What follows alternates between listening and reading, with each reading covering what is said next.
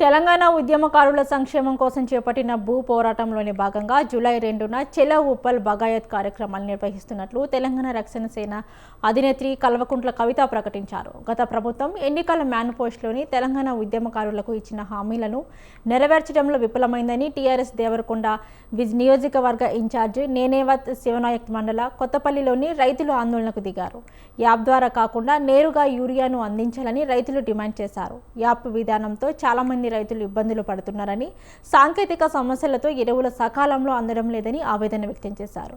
కీలక దశలో యూరియా అందక పంటలు దెబ్బతింటాయని ప్రభుత్వం వెంటనే స్పందించి పాత విధానంలోనే నేరుగా యూరియా పంపిణీ చేయాలని డిమాండ్ చేశారు.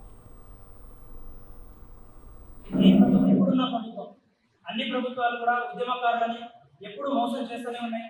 వారి జీవితాలలో వెలుగు నింపాల్సిన ఈ ప్రభుత్వమే వాళ్ళ జీవితంలో చీకటి అయ్యే విధంగా, చీకటిని వచ్చే విధంగా పనిచేస్తూ ఉన్నాయి.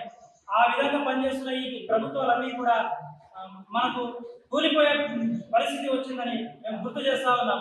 ఉద్యమకారులకు ఏ విధంగా అయితే వాళ్ళు సపోర్ట్ చేసుకుంటే వాళ్ళని ముందుకు తీసుకెళ్లాల్సిన ప్రభుత్వాలే ఇలా వ్యవహరించడము చాలా అమానుషం అని మేము గుర్తు చేసుకుంటా.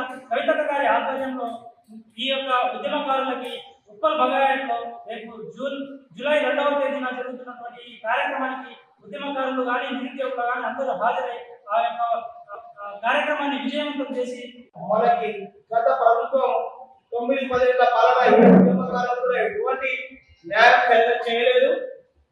అలాగే ఏ ఉద్యమకారు ఈ కుటుంబాలను కూడా గుర్తించి ఎటువంటి ప్రయోజనం చేయలేదు. మరి అమర కుటుంబాలకు కూడా అందరికీ ప్రతి కుటుంబం న్యాయం చేయలేదు. కాబట్టి వారితో పాటు మొన్న కాంగ్రెస్ గవర్నమెంట్ వారి మేనిఫెస్టోలో భారత వాళ్ళ మేనిఫెస్టోలో ఉద్యమకారులకు 250 వేల జాగా ఇస్తామని, మరి 28,000 పెన్షన్ ఇస్తామని, మరి గుర్తింపు కార్డు ఇస్తామని వాళ్ళ మేనిఫెస్టోలో ఆలోచన పెట్టి ఎలక్షన్కి వచ్చింది. మా ఉద్యమకారులు అలాగే అమరవీరుల కుటుంబాలందరినీ మోసం చేసి ఈరోజు గద్దెలకు వచ్చిన కాంగ్రెస్ పార్టీ వాళ్ళు పెట్టిన